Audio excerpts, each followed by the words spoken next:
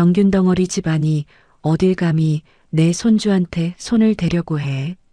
출산하고 12시간 진통 끝에 겨우 누워 있는데 복도에서 이 소리가 들려온 거예요. 새벽 첫 차 타고 미역국 들고 올라온 제 친정엄마한테 시어머니가 냄비를 확 밀쳐버렸습니다.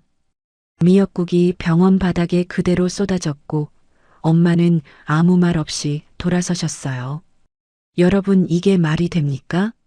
그런데 글쎄요, 이건 시작이었더라고요. 인감 도용에 1억 8천만 원 빚까지 제 이름으로 떠넘긴 걸 나중에야 알게 됐죠. 다만 시어머니가 몰랐던 게 하나 있었어요. 그 이야기 지금 바로 들려드릴게요. 안녕하세요. 오늘 사연 시청자 여러분. 오늘 이수진 씨의 사연 지금 바로 시작합니다. 안녕하세요. 저는 32살 이수진입니다. 결혼 전에는 종합병원에서 간호조무사로 3년을 일했어요. 환자 차트 하나하나 꼼꼼히 기록하고 투약 시간 1분도 안 틀리게 체크하는 게 제 일이었죠. 그 습관이 나중에 제 인생을 바꿀 줄은 그때는 꿈에도 몰랐습니다. 2023년 1월 15일 저는 12시간 진통 끝에 3.2kg짜리 아들을 낳았어요. 온몸에 힘이 하나도 없었습니다. 손가락 하나 까딱하기도 힘든 상태로 회복실 침대에 누워서 겨우 남편 정훈이한테 물었어요. 엄마한테 연락했어? 정훈이는 고개를 끄덕이면서도 자꾸 복도 쪽을 힐끔거렸어요. 그 표정이 좀 이상하다 싶었는데 30분쯤 지나니까 복도에서 소리가 들리기 시작했습니다. 제 친정엄마예요.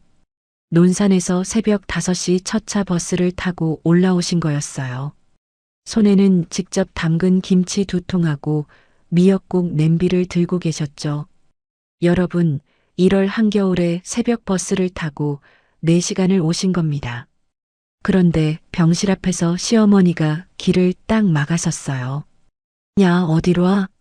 병균덩어리 집안이 감히 내 손주한테 손을 대려고? 복도에 그 소리가 쩌렁쩌렁 울렸습니다. 간호사 2명이 고개를 돌렸고 맞은편 병실 보호자가 휴대폰을 꺼내 들었어요. 그 와중에 시어머니가 엄마 손에 들린 미역국 냄비를 확 밀쳤습니다. 냄비가 기울어지면서 미역국이 복도 바닥에 그대로 쏟아졌어요. 까만 미역 줄기가 하얀 병원 바닥 위에 널브러지고 국물이 엄마 신발까지 적셨습니다. 엄마는 바닥에 엎질러진 미역국을 한참 내려다보셨어요. 아무 말씀도 안 하셨습니다. 그러더니 바닥에 놓인 김치통을 다시 주워들고 엘리베이터 쪽으로 돌아서셨어요. 엄마, 제가 침대에서 소리를 질렀는데 시어머니가 병실 문을 닫아버렸습니다. 복도에 있던 남편 정훈이는 그 장면을 처음부터 끝까지 다 보고 있었어요. 그런데 돌아와서 하는 말이 이겁니다. 엄마가 좀 예민하신 거야. 산후조리 기간이니까 외부 사람 접촉을 줄이는 게 맞잖아. 외부 사람이요? 여러분, 갓 손주를 낳은 딸한테 미역국을 끓여온 친정어머니가 외부 사람입니까? 저는 아기를 안은 채로 소리 없이 울었습니다. 그날 밤 10시 몰래 전화를 걸었더니 엄마는 이미 논산행 막차버스 안에 계셨어요. 괜찮다. 엄마는 괜찮아. 너 몸조리 잘해. 목소리가 떨리고 계셨어요. 전화를 끊고 나서 저는 휴대폰 메모장을 열었습니다. 2023년 1월 15일 오후 2시경 시어머니가 친정엄마에게 병균덩어리 발언 및 미역국 냄비 밀침, 날짜, 시간, 내용을 적었어요. 병원에서 차트 기록하던 버릇이 저도 모르게 나온 거죠. 퇴원하는 날 시어머니는 원무과에서 입원비 247만 원을 계산하면서 직원이 듣는 앞에서 이러셨어요. 이 돈도 다 우리 집에서 나가는 거야. 너희 친정은 미역국 하나 제대로 전달도 못하면서. 시댁 아파트에 도착하니까 32평짜리 집에서 큰 방은 시어머니가 차지하고 저랑 아기는 6평짜리 작은 방이었어요. 아기 침대 하나 덩그러니 놓여 있고 좌욕기도 산후패드도 없었습니다. 그날 저녁에 시어머니가 친구분 4명을 부르셨어요. 손주 자랑 잔치를 하신다면서요. 저한테는 5명분 과일 접시하고 차를 내오라고 하셨습니다. 회음부 깨맨대가 앉을 때마다 쓰라렸는데 부엌에 서서 사과를 깎았어요. 시어머니 친구분 한 분이 이러시더라고요. 어머, 산모가 벌써 일어나서 일하네. 시어머니 복 받으셨다. 그 말이 칭찬인지 한탄인지 모르겠더라고요. 밤 11시에 아기가 심하게 울었는데 수유 자세를 몰라서 혼자 끙끙대고 있었어요. 시어머니는 안방에서 TV를 보셨고 정훈이는 나 내일 출근이야 한마디 하고 거실 소파에서 잠들었습니다. 새벽 3시 아기를 겨우 재우고 화장실에 가려는데 시어머니 방에서 통화 소리가 들렸어요. 그 친정이 뭐 해주는 게 있어야지. 병균이나 옮기러 오고 혼수도 3천만 원이 전부야. 내가 이 며느리 복이 없어서. 저는 발걸음을 멈추고 그 자리에 서 있었습니다. 작은 방으로 돌아와서 메모장을 열었어요. 2번째 기록을 남겼습니다. 그로부터 일주일 뒤 시아버지 박종태 어르신이 당뇨 합병증으로 발가락이 썩어 들어간다는 진단을 받으셨어요. 대전 을지대학교 병원에 바로 입원하셨는데 시어머니가 이러시는 겁니다. 나는 병원 냄새만 맡으면 어지러워서 못 가. 수진이 내가 가야지. 너 간호조무사잖아. 생후 보름도 안 된 아기를 업고 시아버지 병실까지 버스 타고 왕복했습니다. 아기 기저귀 가방에 시아버지 환에 갈아입을 것까지 챙겨서요. 여러분, 산후 2주 된 몸이 어떤 건지 아시죠? 걸을 때마다 아랫배가 쑤시고 허리가 끊어질 것 같은데 간병까지 한 겁니다. 돈 이야기를 안 할 수가 없어요. 시아버지 병원비가 한 달에 180만 원이 나왔습니다. 남편 정훈이 월급이 실수령 268만 원인데 여기서 병원비 180만 원, 아파트 관리비 35만 원, 시어머니한테 드리는 생활비 50만 원을 빼면요. 3만 원이 남습니다. 기저귀 한 팩에 2만 원이에요. 일주일에 3팩을 쓰면 한 달 기저귀 값만 24만 원인데 3만 원으로 뭘 할 수 있겠습니까? 분유하고 기저귀는 친정엄마가 논산에서 택배로 보내주셨어요. 그런데 택배가 올 때마다 시어머니가 현관에서 박스를 뜯어보시는 거예요. 또 병균 묻은 거 보내왔네. 이 분유 뭐야? 캔에 1만 8천 원짜리. 이런 싸구려 먹이면 손주 배탈 나. 당장 내가 말한 거로 사와. 시어머니가 지정하신 수입산 분유가 캔당 4만 8천 원이었습니다. 한 달에 분유값만 20만 원이 넘게 들었는데 그 돈은 당연히 우리 부부 통장에서 나갔어요. 친정엄마가 아끼고 아껴서 보내준 분유는 쓰레기통에 버려졌습니다. 산후 6주쯤 되니까 손목이 시리고 무릎에 힘이 빠지기 시작했어요. 산후풍 증세가 온 거죠. 병원에 가야 한다고 말씀드렸더니 시어머니가 이러셨어요. 병원 갈 시간에 시아버지 병원이나 가. 내 몸은 젊으니까 알아서 낫는다.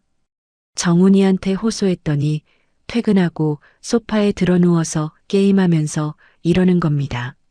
엄마가 시키는 대로 해. 다 경험에서 나온 거야. 아기 생후 2달째 되던 날 친정엄마가 연락도 없이 대전에 올라오셨어요. 시댁 아파트 앞에서 저를 기다리고 계셨는데 하필 시어머니가 먼저 현관문을 여셨습니다. 또 왔어? 전화도 없이 불쑥불쑥 오지 말라고 했잖아. 우리 집 비밀번호 알려준 적 없으니까 경비실에서 기다려. 엄마를 아파트 로비로 내려보내셨어요. 저는 창문 너머로 로비 벤치에 혼자 앉아 계신 엄마를 내려다봤습니다. 1월에 미역국 들고 왔다가 쫓겨나시더니 3월에는 손녀 얼굴 보러 왔다가 로비에 앉혀진 거예요. 제가 잘못한 건가요? 엄마가 뭘 잘못한 건가요? 그날 밤에 엄마한테서 문자가 왔어요. 수진아, 엄마가 가게에서 번 돈 200만 원 내 이름으로 적금 들어놨다. 힘들면 이거라도 써. 엄마 반찬 가게 월 순이익이 150만 원이에요. 200만 원이면 새벽 3시에 일어나서 석 달을 일해야 모을 수 있는 돈입니다. 시아버지가 퇴원하신 뒤에도 달라진 건 없었어요. 오히려 더했습니다. 매일 아침 6시에 시아버지 혈당 체크하고 인슐린 주사 놓는 게 제 일이 됐어요. 너 간호조무사 자격증 있으면서 뭐하러 놀고 있어? 이 정도는 기본 아니야? 그러면서 명절에 친척들 오시면 이러셨습니다. 우리 며느리가 좀 모자라서 내가 다 가르치고 있어요. 사람이 어떻게 이럴 수가 있나요? 뒤에서는 부려먹으면서 앞에서는 모자란 사람 만드는 거예요. 아기 100일이 다가오니까 시어머니가 유성구 한식 뷔페에서 잔치를 하겠다고 하셨어요. 50명 불러놓고 비용 350만 원은 고스란히 우리 부부가 냈습니다. 저는 전날까지 100일 답례 떡 포장하고 100일상 소품 정리를 새벽 2시까지 했는데 시어머니는 본인 한복만 새로 맞추시면서 이러셨어요. 며느리는 그냥 깔끔하게 입고 와. 내가 주인공이 아니니까. 100일 잔치에 제 엄마는 초대받지 못하셨습니다. 제가 우리 엄마도 오셔야지라고 했더니 시어머니가 딱 잘라 말씀하셨어요. 사람 많은 데서 행색 초라한 사람 오면 우리 집안 체면이 깎여. 정훈이도 엄마가 인원수 다 맞춰놨으니까 이번엔 넘어가자라고 했습니다. 저는 잔치 내내 웃는 얼굴을 유지하면서 화장실에서 3번을 울었어요. 그날 밤 메모장을 열어보니 시어머니 발언 기록이 47개가 되어 있었습니다. 이건 내가 나약해서 당하는 게 아니라 이 집이 비정상인 거다. 그 생각이 처음으로 또렷하게 들었어요. 100일 잔치가 끝나고 사흘 뒤였어요. 시어머니가 동네 미용실에 가셨는데 거기서 단골 아주머니들한테 우리 친정 혼수 이야기를 죄다 풀어놓으신 겁니다. 세탁기 120만 원, 냉장고 180만 원, 이불 세트 80만 원, 현금 2천만 원, 항목별 금액까지 줄줄이 읊으셨대요. 우리 며느리 친정이 혼수를 3천만 원밖에 못 해왔어. 요즘 세상에 그게 말이 돼? 그 자리에 있던 아주머니 중 한 분이 대전 지역 맘카페에 글을 올렸습니다. 은행동 아파트 며느리 친정 혼수 실하냐라는 제목으로요. 댓글이 200개가 넘게 달렸어요. 3천만 원이면 요즘 혼수 축에도 못 끼지라는 조롱부터 그 집 며느리 불쌍하다는 동정까지 뒤섞여 있었습니다.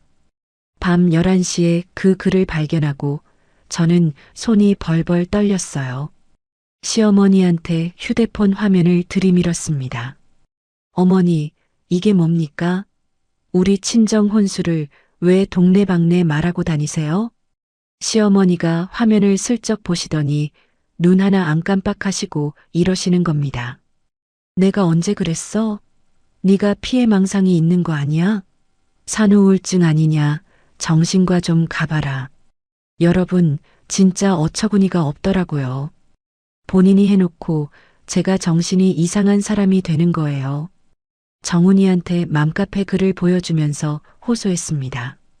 여보, 당신 엄마가 우리 친정 망신을 주고 다녔어. 이 글 좀 봐. 정훈이가 화면을 슬쩍 보더니 이러는 겁니다. 이런 거 신경 쓰지 마. 동네 아줌마들 수다가 원래 그렇잖아. 엄마한테 또 따지면 집안이 시끄러워져. 내 엄마가 얼마나 고생해서 그 돈 마련한 줄이나 알아? 제가 목소리를 높이니까 정훈이가 한숨을 쉬면서 이렇게 말했어요. 솔직히 3천만 원이 적은 건 맞잖아. 내 동기 김씨네 처가는 이렇게 왔다. 그 순간 입술을 깨물었습니다. 잇몸에서 피맛이 났어요. 이 사람도 시어머니랑 같은 사람이구나. 처음으로 그걸 인정했습니다. 이틀 뒤 논산에 있는 친정 엄마한테도 그 글이 전해졌어요.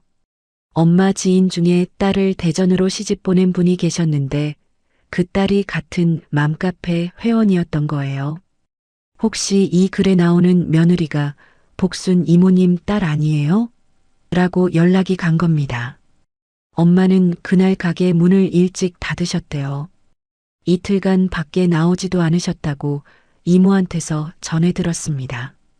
새벽 3시에 일어나서 2년 동안 반찬을 만들어 모은 돈이에요. 그 돈을 적다고 인터넷에 올려서 수백 명이 구경한 거예요. 엄마 마음이 어땠겠습니까? 사흘째 되는 날 아침 이모한테서 전화가 왔습니다. 수진아, 네 엄마가 어젯밤에 가슴을 부여잡고 쓰러졌어. 논산 건양병원 응급실에 실려갔는데 급성 스트레스성 협심증이래. 아기를 안고 있던 무릎에 힘이 빠졌어요. 그 자리에 주저앉았습니다. 아기가 놀라서 울었는데 저도 같이 울었어요. 시어머니한테 말씀드렸습니다. 어머니, 친정엄마가 입원하셨어요. 논산에 다녀올게요. 시어머니가 혀를 차셨어요. 즉, 그 집안은 몸도 약해. 병균 체질은 어디 안 가. 제 엄마가 왜 쓰러졌는지 아시면서 저런 말을 하시는 겁니다. 생후 넉 달 된 아기를 캐리어에 태우고 대전에서 논산까지 버스를 탔어요. 2시간 동안 창밖만 보면서 이를 악물었습니다. 병원에 도착하니까 엄마가 심장 모니터를 달고 침대에 누워 계셨어요. 제 얼굴을 보시자마자 이러시는 겁니다. 수진아, 엄마가 돈을 더 벌었으면 내가 이런 수모를 안 당했을 텐데. 엄마는 본인이 아파서 누워 계시면서도 저 걱정을 하고 계신 거예요. 엄마 손을 잡았는데 손이 거칠고 갈라져 있었습니다. 새벽마다 반찬통 뚜껑을 열고 닫던 손이에요. 입원비가 하루에 12만 원, 2주 입원이면 168만 원이 필요했어요. 엄마 반찬 가게 한 달 순이익이 150만 원인데 입원비를 내면 그 달 가게 운영비가 0원이 되는 겁니다. 엄마가 넣어주신 적금 200만 원에서 170만 원을 깨서 입원비에 넣었어요. 통장에 30만 원이 남았습니다. 30만 원을 들여다보면서 속으로 생각했어요. 이 돈으로 뭘 할 수 있지? 3일간 엄마를 간호하고 시댁으로 돌아왔더니 시어머니가 현관에서 기다리고 계셨습니다. 3일이나 비웠으면서 시아버지 약은 누가 챙겼는지 아냐? 너 때문에 내가 인슐린 주사를 놨다. 내 손이 얼마나 떨렸는지 알아? 정훈이는 싱크대에 쌓인 3일치 설거지를 가리키면서 딱 한마디 했어요. 빨리 치워. 그날 밤 아기를 재우고 작은 방 구석에 앉았습니다. 처음으로 이혼이라는 단어가 머릿속에 떠올랐어요. 그런데 현실이 발목을 잡더라고요. 지금 나가면 갈 곳이 없습니다. 돈도 없고 직장도 없어요. 메모장을 열었더니 기록이 63개가 되어 있었어요. 맨 마지막 줄에 이렇게 적었습니다. 참는 것은 효도가 아니라 공범이다. 다음 주 월요일 친정엄마를 대전 을지대학교병원 심장내과로 옮겼어요. 경과 관찰이 필요하다고 해서 전원한 건데 매주 화요일하고 금요일마다 아기를 데리고 병원에 갔습니다. 아기 기저귀 가방에 엄마 갈아입을 옷까지 챙겨서 버스를 2번 갈아타야 했어요. 엄마 병실이 6인실이었는데 맞은편 침대에 50대 후반쯤 되어 보이는 여자분이 계셨어요. 과로로 인한 부정맥이라고 하셨는데 제가 아기를 안고 들어올 때마다 유심히 보시더라고요. 사흘째 되는 날 그분이 본인 과일 바구니에서 사과를 하나 꺼내 건네셨어요. 아가 엄마 혼자 간병하느라 고생이 많네요. 남편분은 안 오시나 봐요? 네, 남편은 직장이 있어서요. 속으로는 직장이 있어서가 아니라 올 생각이 없어서가 맞았지만 처음 보는 분한테 그런 말을 할 수는 없었어요. 그런데 이분이 한두 번 오가면서 자연스럽게 이야기를 나누게 됐습니다. 이름이 조연숙 씨, 건강식품 온라인 쇼핑몰 참 좋은 식품 대표라고 하셨어요. 연매출이 30억이 넘는 회사를 운영하고 계신 분이었습니다. 그런데 이분 이야기를 듣다 보니까 저하고 겹치는 게 많았어요. 조연숙 대표님도 33세 시댁에서 매를 맞으며 살다가 맨손으로 이혼하셨대요. 전세 보증금 1,500만 원하고 중고 컴퓨터 한 대로 사업을 시작해서 15년 만에 지금 회사를 만드신 거예요. 수진 씨 이야기 듣는데 내가 그 나이 때 나랑 똑같네. 조연숙 대표님이 한참을 가만히 듣고 계시다가 그렇게 말씀하셨어요. 그리고 제가 간호조무사 자격증이 있다는 걸 아시고 나서 눈빛이 달라지셨습니다. 수진 씨, 우리 회사 고객 상담팀에 건강 지식 있는 사람이 필요해요. 재택근무 가능하고 아기 키우면서 할 수 있어요. 낮에 고객들이 남긴 문의 게시판 답변이랑 주문 정리를 밤에 처리하는 야간 업무 담당인데 아기 재우고 밤 10시부터 새벽 1시까지 일하면 돼요. 기본급 200만 원에 성과수당은 별도고 200만 원이요. 여러분, 그때 제 통장 잔고가 30만 원이었습니다. 한 달에 200만 원이면 제 인생이 달라질 수 있는 돈이었어요. 그런데 한 가지가 걸렸습니다. 시어머니가 알면 안 됩니다. 알면 그 돈도 다 빼앗길 거예요. 제가 솔직하게 말씀드렸더니 조연숙 대표님이 고개를 끄덕이시면서 이러셨어요. 그럼 급여 통장을 따로 만들어요.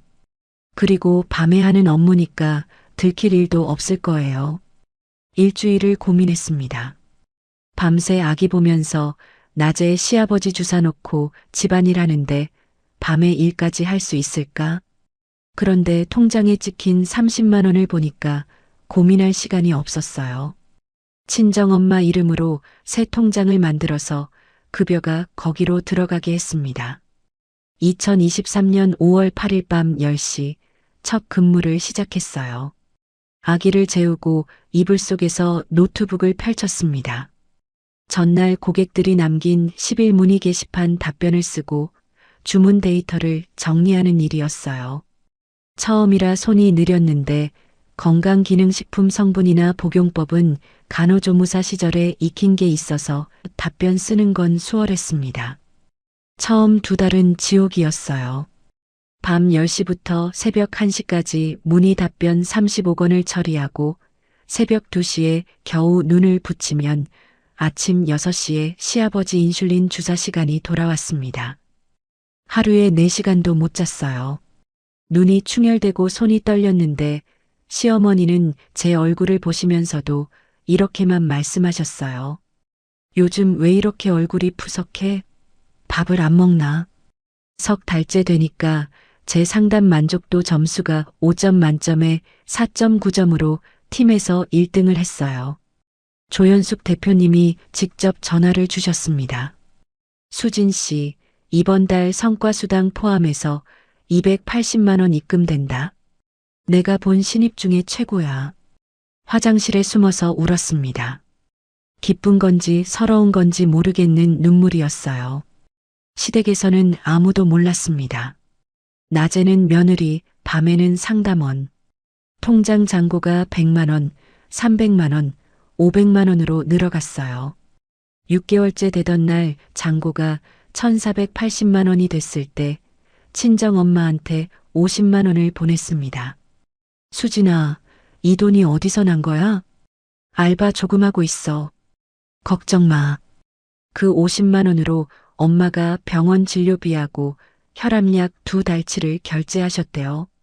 돈이 사람을 살리는 거구나. 처음으로 그걸 느꼈습니다. 조연숙 대표님은 일만 시키신 게 아니에요. 본인이 이혼할 때 맡겼던 법무법인 정혜 소속 김태호 변호사를 소개해 주셨습니다. 무료 상담 한번 받아봐. 당장은 아니더라도 알아두면 나중에 무기가 돼. 점심시간에 몰래 전화 상담을 했어요. 변호사님이 그러시더라고요. 녹음, 문자 저장, 목격자 증언, 가능하면 영상까지 있으면 좋다고. 그날부터 시어머니가 소리를 지르실 때마다 주머니 속 휴대폰 녹음 버튼을 눌렀습니다. 그리고 변호사님 조언대로 출산했던 병원에 연락했어요. 출산 당일 복도 영상이 남아 있는지 확인해 달라고 변호사 이름으로 정식 서류를 넣은 겁니다. 다행히 보관기간 아니라 영상이 살아 있었어요. 시어머니가 엄마 미역국 냄비를 밀치는 그 장면 그대로 남아 있었습니다. 그렇게 1년 6개월이 흘렀습니다. 2024년 11월 비밀 통장 잔고가 4,300만 원을 찍었어요. 월 280만 원씩 18개월이면 5천만 원이 넘지만 그 사이에 친정엄마 병원비 보태드린 것, 엄마한테 보낸 돈, 제 생활비로 쓴 것들을 빼면 4,300만 원이 남은 겁니다. 30만 원으로 시작한 통장이 4,300만 원이 됐어요. 같은 달 조연숙 대표님이 저를 고객상담 팀장으로 올려주셨습니다. 연봉이 4,200만 원, 월 실수령 약 300만 원이었어요. 팀장이 되니까 주 2회는 세종시 본사에 출근해야 했는데 시어머니한테는 이렇게 말했어요. 어머니, 육아 스트레스가 심해서 주 2회 문화센터 다니려고요. 시어머니가 코웃음을 치셨지만 막지는 않으셨어요. 본인 손주를 잘 키우려면 엄마 정신이 멀쩡해야 한다는 논리가 먹혔나 봅니다. 팀장이 되고 제일 먼저 한 일이 뭐냐면요.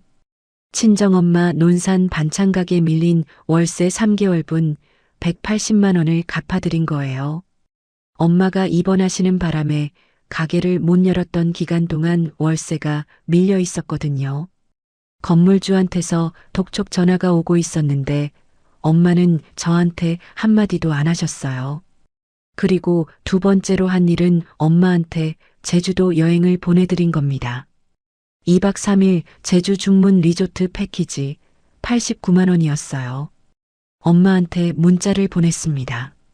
엄마, 평생 나한테 해준 것만 생각하지 말고 이번엔 엄마가 쉬어. 30분 동안 답장이 없었어요. 읽었다는 표시만 떠 있고 아무 말이 없어서 괜히 불안했는데 30분 뒤에 딱 4글자가 왔습니다. 고맙다 우리 딸. 여러분, 저희 엄마가 61살까지 비행기를 한 번도 안 타보신 분이에요. 반찬 가게 하느라 논산 밖을 나가본 적이 거의 없으셨어요. 그 엄마가 처음으로 비행기를 타는 거였습니다.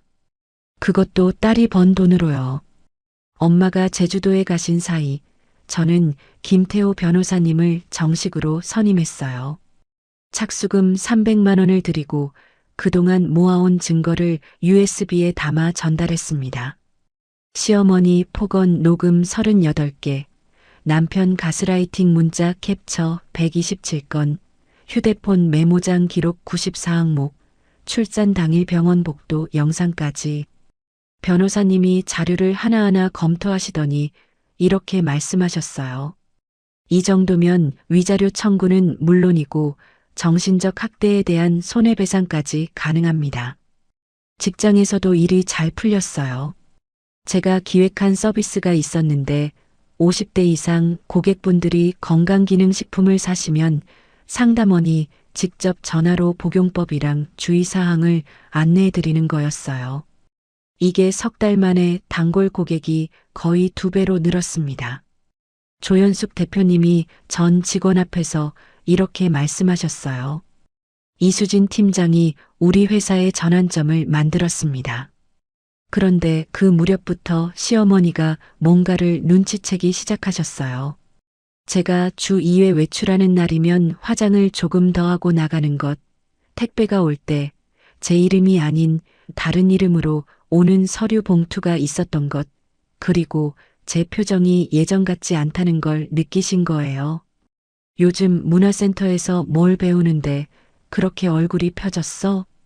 저녁 식사 중에 젓가락을 멈추시면서 물으셨어요. 저는 침착하게 요가 배우고 있다고 답했습니다. 그 뒤로 시어머니가 정훈이한테 자꾸 이러셨어요. 수진이 요즘 좀 달라지지 않았냐? 바람난 거 아니냐? 정훈이가 어느 날 퇴근하고 저녁에 이러는 거예요. 엄마가 그러는데 너 요즘 좀 이상하대. 문화센터 등록증 좀 보여줘. 미리 준비해 둔 게 있었습니다. 조연숙 대표님이 아는 요가 원장님한테 부탁해서 실제로 등록만 해놓은 수강증이었어요. 그걸 보여주니까 정훈이가 아 그래? 하면서 넘어갔습니다. 12월에 성과수당 420만 원이 추가로 들어왔어요. 비밀 통장 잔고가 4,150만 원이 됐고 저는 세종시에 보증금 7천만 원짜리 투룸을 알아보기 시작했어요. 부족한 돈은 정부에서 저소득 무주택자한테 낮은 이자로 빌려주는 전세 대출을 받을 생각이었습니다. 이혼하면 아이하고 갈 집을 미리 잡아두는 거였어요. 12월 말 친정 엄마한테 모든 걸 털어놨어요. 직장 이야기, 이혼 준비 이야기, 변호사 선임한 이야기까지 전부요. 엄마가 한참을 우시더니 이러셨어요. 수진아, 엄마가 미안해서 어떡하냐. 엄마가 돈이 없어서 너를 이런 집에 보낸 거다. 엄마 잘못이 아니야. 이제 내가 나갈 준비가 거의 됐어. 그날 밤 엄마가 반찬 가게 비상금 통장에서 350만 원을 꺼내셨어요. 이건 네 전세 보탬에 써라. 엄마 가게 한 달 순이익이 150만 원인데 350만 원이면 2달 넘게 벌어야 하는 돈이에요. 그 돈을 선뜻 꺼내신 거예요. 2025년 1월 세종시 부동산에서 보증금 7천만 원짜리 투룸 계약서에 서명했습니다. 계약금 700만 원을 이체하면서 생각했어요. 이 집이 나하고 아이의 새 출발점이 될 거라고 변호사님이 말씀하셨어요. 증거 정리가 끝나는 3월쯤 이혼 조정 신청을 넣는 게 전략적으로 가장 좋습니다. 조금만 더 버티면 됩니다. 조금만 더요. 2025년 2월 초였어요. 제가 출근한 사이에 시어머니가 작은 방 서랍장을 뒤지셨습니다. 서류 봉투 하나를 찾아내셨는데 그 안에 참 좋은 식품 재직 증명서하고 최근 3개월 급여 명세서 사본이 들어 있었어요. 실수였습니다. 본사 출근할 때 필요해서 뽑아둔 걸 서랍에 넣어놓고 깜빡한 거예요. 시어머니가 그걸 사진으로 찍어서 정훈이한테 카카오톡으로 보내셨어요. 네 마누라가 몰래 돈 벌고 있었다. 다 토해내게 해. 그날 저녁 정훈이가 퇴근하자마자 현관에서부터 소리를 질렀습니다. 너 참 좋은 식품이 뭐야? 몰래 돈 벌어서 어디다 숨겼어? 시어머니가 옆에서 팔짱을 끼고 서 계셨어요. 그러게 내가 수상하다고 했잖아. 이 며느리가 시댁 몰래 돈을 빼돌리고 있었어. 여러분, 제가 제 노동으로 번 제 돈이에요. 밤잠을 줄여가면서 1년 반을 일한 돈입니다. 그런데 빼돌렸다는 말을 듣고 있으니까 머릿속이 하얘지더라고요. 내 노동으로 번 내 돈인데 왜 숨기면 안 되는 거예요? 제가 맞섰더니 정훈이가 제 팔을 잡아 흔들었어요. 결혼하고 처음으로 손이 올라온 겁니다. 부부 재산은 공동이야. 통장 다 내놔. 시어머니가 한술 더 뜨셨어요. 내년이 감히 이 집안을 속여? 저는 그 순간 주머니 속 휴대폰 녹음 버튼을 눌렀습니다. 그 뒤로 40분 동안 이어진 시어머니 말씀, 정훈이 협박, 전부 다 녹음됐어요. 아기를 안고 작은 방에 들어가서 문을 잠그고 김태호 변호사님한테 문자를 보냈습니다. 상황이 급박합니다. 일정을 앞당겨야 할 것 같아요. 이틀 뒤 정훈이가 저녁에 퇴근하고 오더니 이러는 겁니다. 엄마가 세종시 부동산 여러 군데 전화해 봤대. 내 이름으로 전세 계약 있는 거 다 알아. 이혼 준비하고 있었지? 심장이 쿵 내려앉았어요. 시어머니가 부동산까지 전화를 돌리신 거예요. 저는 떨리는 목소리를 겨우 눌러 담으면서 대답했습니다. 앞으로 할 말은 변호사를 통해서 할게요. 그런데 여러분, 진짜 충격은 그 다음 날이었어요. 김태호 변호사님한테서 급한 전화가 왔습니다. 수진 씨 이름으로 시댁상가에 담보대출 1억 8천만 원짜리 연대보증이 걸려 있습니다. 2023년 7월 날짜로요. 2023년 7월이면 아기가 생후 6개월 때예요. 그때 제가 인감을 찍은 적이 없습니다. 단 한 번도요. 변호사님이 서류를 더 파보셨는데 시어머니가 시댁 서랍에 있던 제 인감도장을 몰래 가져간 뒤에 위임장을 위조해서 주민센터에서 제 인감증명서를 발급받으신 거였어요.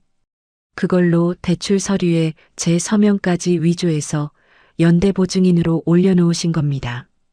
그 돈 1억 8천만 원은 상가 고치는 데 쓴 게 아니라 시어머니 친척한테 빌려준 사채 자금이었고 이미 3개월째 이자가 밀리고 있었어요. 사람이 어떻게 이럴 수 있나요? 며느리 인감을 훔쳐서 1억 8천만 원짜리 빚을 떠넘기다니요. 같은 주에 하나 더 터졌어요. 새벽에 일하고 있는데 정훈이가 화장실에 휴대폰을 두고 간 거예요. 알림이 떠서 봤더니 승연이라는 이름으로 저장된 여자한테서 온 메시지였어요. 다음 주 목요일 만나자라는 글하고 모텔 예약 화면이 같이 있었습니다. 손끝이 차가워지면서 화면을 통째로 캡처했어요. 증거 폴더에 저장했습니다. 조연숙 대표님한테 전화했어요. 대표님, 인감 도용에 외도까지 터졌어요. 더 이상 이 집에 있으면 안 될 것 같습니다. 조연숙 대표님이 바로 이러셨어요. 세종시 본사 근처에 내 오피스텔 하나 있어. 보증금은 나중에 자리 잡히면 천천히 주고 월세 40만 원만 내. 내가 33세 시댁을 나왔을 때 방 한 칸 내어주는 사람이 아무도 없었어. 그게 한이었어. 2월 15일 새벽 4시 시어머니하고 정훈이가 잠든 사이에 아기 짐하고 노트북, 증거 USB만 챙겨서 집을 나왔습니다. 아기를 카시트에 태우고 택시를 탔어요. 8층 창문에 불이 꺼져 있었습니다. 2년 동안 저 안에서 잃어버린 것들이 스쳐갔어요. 엄마 자존심, 제 건강, 아기하고 보낼 평화로운 시간. 세종시요. 택시 기사님한테 행선지를 말하는 제 목소리가 떨리지 않더라고요. 아침 8시 시어머니하고 정훈이가 빈 작은 방을 발견했나 봐요. 제 휴대폰에 부재중 전화가 쌓이기 시작했습니다. 시어머니 37통, 정훈이 42통, 시아버지 8통, 시누이 11통, 총 98통이었어요. 오전 한나절 동안 98통입니다. 저는 단 한 통도 받지 않았어요. 아기한테 분유를 타주면서 오피스텔 창문으로 들어오는 아침 햇살을 바라봤습니다. 시댁을 나온 지 일주일 뒤인 2월 22일 김태호 변호사님을 통해 대전가정법원에 이혼 조정 신청서를 접수했어요. 동시에 시어머니 강말순, 남편 박정훈을 사문서 위조하고 사기 혐의로 대전지방검찰청에 고소장을 넣었습니다.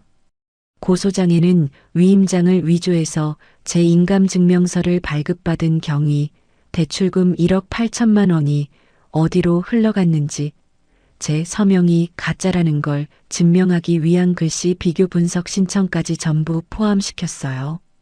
변호사님이 이렇게 말씀하셨어요. 형사 고소하고 이혼 소송을 동시에 밀어붙여야 합니다. 그래야 상대방이 함부로 못 나옵니다. 고소장 넣고 3일 뒤에 정훈이한테서 전화가 왔어요. 시댁을 나온 뒤로 처음 받은 전화였습니다. 야, 미쳤어? 고소까지 해? 엄마가 쓰러지셨어. 너 때문이야. 녹음 버튼을 누른 상태에서 대답했습니다. 인감 도용은 범죄야. 앞으로 할 말은 변호사를 통해서 해. 전화를 끊었어요. 그 뒤로 시댁 번호는 전부 차단했고 모든 연락은 김태호 변호사님을 통해서만 주고받았습니다. 3월 중순 이혼 조정 첫 번째 기일이 열렸어요. 법원에 들어서는데 다리가 후들거렸습니다. 시어머니 측에서도 변호사를 세워놨더라고요. 시어머니 쪽 주장이 뭐였냐면요. 며느리가 시댁 재산을 노리고 가출한 겁니다. 아이 양육권은 시댁에 줘야 합니다. 정훈이도 이렇게 주장했어요. 아내가 몰래 돈을 벌어서 가정을 속였습니다. 여러분, 제가 잘못한 건가요? 밤잠 줄여가면서 번 돈이 죄가 됩니까? 속이 부글부글 끓었지만 참았어요. 변호사님이 증거를 꺼내실 차례였으니까요. 김태호 변호사님이 시어머니 폭언 녹음 38건, 정훈이 가스라이팅 문자 캡처 127건, 메모장 기록 94항목, 맘카페 게시물 캡처, 친정엄마 입원 진단서를 한꺼번에 제출하셨어요. 그러자 법정 분위기가 확 바뀌었습니다. 그리고 출산 당일 병원 복도 영상이 재생됐어요. 시어머니가 친정엄마의 미역국 냄비를 밀치는 장면, 병균 덩어리 집안이 어딜 감이라고 외치는 목소리가 법정에 울렸습니다. 조정위원 두 분의 얼굴이 굳어지셨어요. 시어머니 쪽 변호사도 서류를 내려다보면서 말을 잇지 못하더라고요.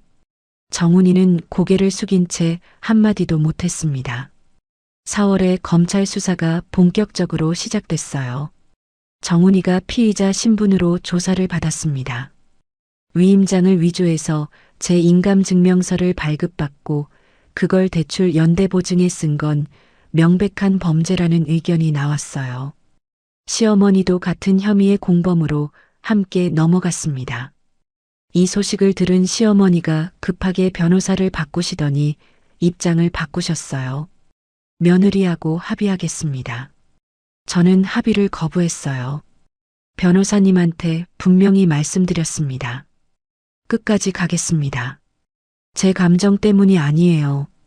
1억 8천만 원짜리 연대보증을 법적으로 없애지 않으면 제 이름에 그 빚이 평생 따라다니는 겁니다. 변호사님도 같은 생각이셨어요. 합의하면 처벌이 가벼워지고 연대보증 무효 소송에서도 불리해집니다. 끝까지 가는 게 맞습니다. 5월에 이혼 조정이 안 되면서 소송으로 넘어갔어요. 재판부에서 제가 낸 증거를 전부 검토한 뒤에 정훈이 외도 증거까지 추가로 받아들였습니다. 카카오톡 대화 내역, 모텔 예약 화면 캡처, 카드 결제 내역이요. 정훈이 쪽 변호사가 이렇게 말하더라고요. 외도가 아니라 직장 동료와의 친목입니다. 그런데 제가 확보한 정훈이 카드 사용 내역에 모텔비 7만 원이 4번, 그 여자한테 사준 35만 원짜리 가방 결제까지 찍혀 있었어요. 친목 모임에서 모텔을 가고 가방을 선물합니까? 그 주장은 바로 받아들여지지 않았습니다. 6월 중순 최종 판결이 나왔어요. 이혼 사유는 배우자의 외도, 인감 도용을 통한 재산 침해, 시어머니의 장기간 정신적 학대와 배우자의 방관. 이게 전부 인정됐습니다. 위자료 5천만 원, 아이 양육권하고 친권은 전부 저한테, 양육비는 아이가 20살 될 때까지 매달 80만 원으로 확정됐어요. 같은 달 형사재판 결과도 나왔습니다. 정훈이는 사문서 위조로 징역 10개월에 집행유예 2년, 시어머니는 사기 공범으로 징역 1년에 집행유예 2년을 선고받았어요. 연대보증 무효 소송에서도 위조된 서명으로 된 연대보증은 효력이 없다는 판결이 나왔습니다. 1억 8천만 원의 빚에서 완전히 벗어난 거예요. 그리고 정훈이는 법에 따라 공무원에서 당연퇴직 처리됐습니다. 집행유예도 해당이 되거든요. 판결이 끝나고 법원 앞 계단에서 변호사님이 이렇게 말씀하셨어요. 수진 씨, 이겼습니다. 그 자리에서 친정 엄마한테 전화를 걸었어요. 엄마, 끝났어. 내가 이겼어. 엄마하고 저하고 동시에 울었습니다. 전화기 너머로 엄마 목소리가 들렸어요. 고생했다, 우리 딸. 이제 아프지 마라. 법원 앞 벤치에 한참을 앉아 있었습니다. 1월에 병원 복도에서 미역국이 바닥에 쏟아지던 그날부터 여기까지 2년 반이 걸렸어요. 이혼 판결 후 2년이 흘렀습니다. 2027년 4월, 저 이수진은 참 좋은 식품 고객 서비스 총괄이사가 됐어요. 참 좋은 식품이 이 사이에 연매출 30억에서 50억으로 성장했는데 제가 맡은 고객 서비스 사업부 기업 매출이 거중 8억이었습니다. 연봉 6천만 원의 성과수당 별도, 제 이름으로 된 자산은 양평 전원주택 매매가 2억 8천만 원에 주택담보대출 1억 원, 적금 5,200만 원, 매달 양육비 80만 원까지 합치면 든든한 살림이 됐어요. 통장 잔고 30만 원으로 시작해서 여기까지 온 겁니다. 4년 전 작은 방 이불 속에서 노트북을 펼쳤던 그 밤이 아니었으면 불가능한 일이었어요. 아들 준우가 4살이 됐어요. 세종시 어린이집에 다니는데 매일 데리러 가면 엄마 사랑해 하면서 뛰어나옵니다. 이 아이가 건강하게 웃고 있다는 것만으로도 제가 그 새벽에 택시를 탄 건 정답이었어요.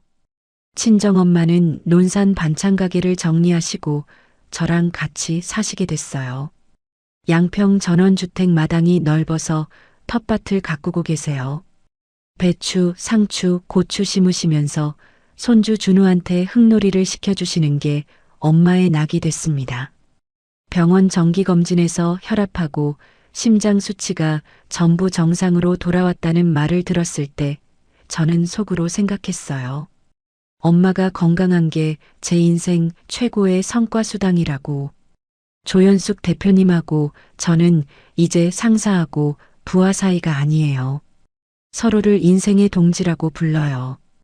2026년 참 좋은 식품 창립 16주년 행사 때 대표님이 전 직원 앞에서 이렇게 말씀하셨어요.